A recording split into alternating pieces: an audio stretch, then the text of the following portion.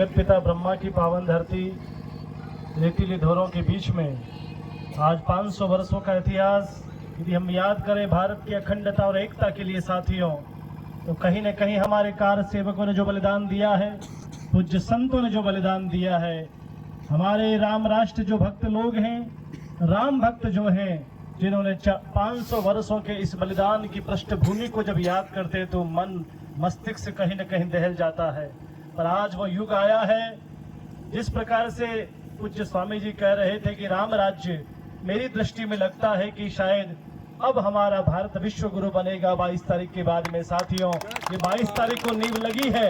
कुछ लोग, राष्ट्र के लोग, जिस प्रकार से देश के कुछ नेता लोग समाज की व्यवस्था सुधारने में लगे हुए हैं, हम उनके प्रति भी धन्यवाद ज्ञापित करना चाहते हैं। और सबसे सौभाग्यशाली पुष्कर की जनता है, यहाँ की ये रेतीले धोरे जहाँ विदेशी लोग आकर के लुत्फ उठाते हैं।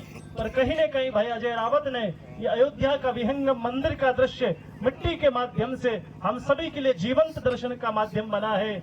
मुझे लगता है कि ये मिट्टी की अयोध्या आज हमारे सामने मौजूद है। साथियों, आप सभी से मैं अपेक्षा और आह्वान करता हूं कि आप सब लोग मिलकर के आइएगा और भाई अजय रावत का जिस प्रकार से जिन्होंने बहुत सुंदर ये कलाकृति के द्वारा, हो सकता है कि व्यक्ति में अनुपम छवि है, वो छवि को निखारने का काम मानव करेगा। और आप सभी से मैं निवेदन करना चाहूंगा 22 तारीख को साथियों, ये हमारे भारत का सबसे बड़ा महामहोत्सव होना चाहिए। पूज्य संतगण, भारत के लाखों संत, पूज्य नेतागण, सभी लोग राम भक्त, सभी लोग लगे हुए हैं। पर याद रखना कि वो अयोध्या नगरी बड़ी छोटी है, वहाँ इतने लोग पहुंच नहीं सकते हैं, व्यवस्थाएं हो सकती है। इस चैनलों के माध्यम से मैं निवेदन करना चाहूंगा कि प्रत्येक घर घर वासी, मेरे युवान भाई लोगों से निवेदन है कि अब हमें इस राम राज्य में प्रवेश करना होगा तो सबसे पहले महिलाओं का सम्मान होना चाहिए, गोमाता को राष्ट्रमाता होना चाहिए, घर घर में राम राज्य का चरित्र चिंतन हमारे साथ में जाना चाहिए, तभी इस राष्ट्र का उत्थान हो सकता है। इस राष्ट्र का उत्थान में ये काले बाल वाले लोगों की महती आवश्यकता है।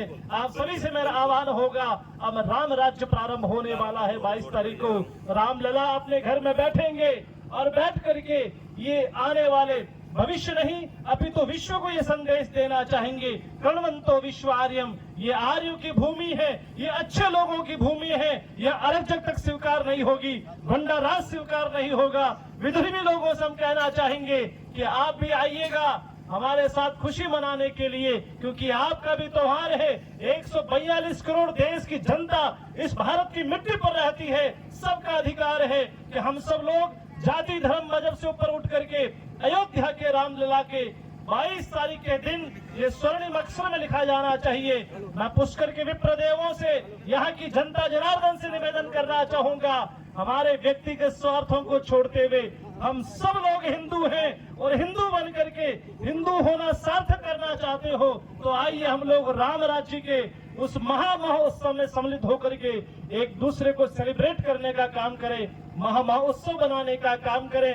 31 अभी आया, लोगों ने बड़ी बड़ी इमारतों में बैठ करके नाना प्रकार के व्यंजन, नाना प्रकार की आतिशबाजी करी। हम सब लोगों का सनातन का सेलिब्रेटेड यदि 31 मेरी दृष्टि में कोई यदि है तो वो 22 तारीख है। और 22 तारीख को ज्यादा से ज्यादा संख्या में आप सब लोग मिलकर के घरों से बाहर निकलिएगा, खुशियां बांटिएगा। ऐसा वो दिन बने साथियों कि विश्व में सदियों तक आने वाले हमारी पीढ़ियां याद रखें कि हिंदुओं ने ऐसा कुछ किया था। जो भारत की मिट्टी पर रहता है वो पहले भारतीय है, वो पहले हिंदू है, उसका सनातन धर्म से लेना देना है कि नहीं है साथियों। पर कम से कम हो सकता हमारे मजहब धर्म अलग हो सकते हैं, पर राम ऐसी विचारधारा है। राम ने शबरी को गले लगाने का काम किया साथियों, निषाद राज को गले लगाने का काम किया। राम ने मानवता की मिसाल कायम करी है और आज मानवता की हत्या होती जा रही है।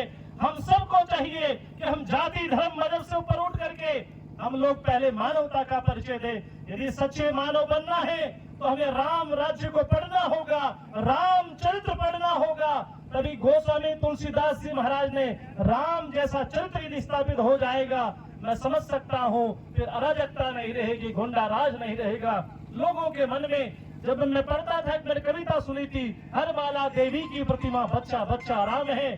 मैं जनता से निवेदन करना चाहूंगा कि हमें हर घर घर में राम बनाना है। अब राम लौट कर तो नहीं आएंगे, पर राम का प्रतीकात्मक जो मंदिर बना है, जो हमारे लिए पूजनीय है, वंदनीय है, शोभनीय है, प्रशंसनीय है, परंतु हम लोगों को राम के चरित्र हमारे भीतर बैठाना होगा।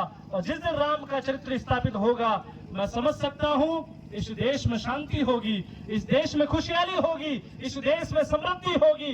इतना कहकर के मैं अपनी वाणी को विराम करना चाहूंगा।